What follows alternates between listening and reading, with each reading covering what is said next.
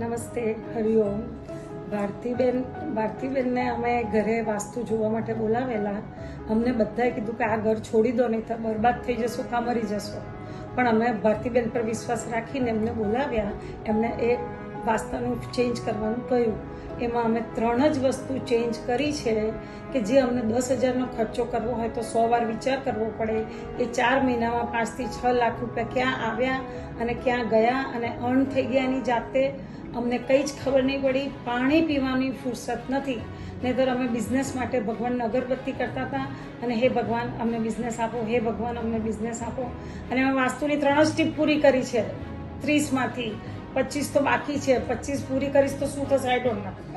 Switzerland ફરવા જઈશું પાક્કું.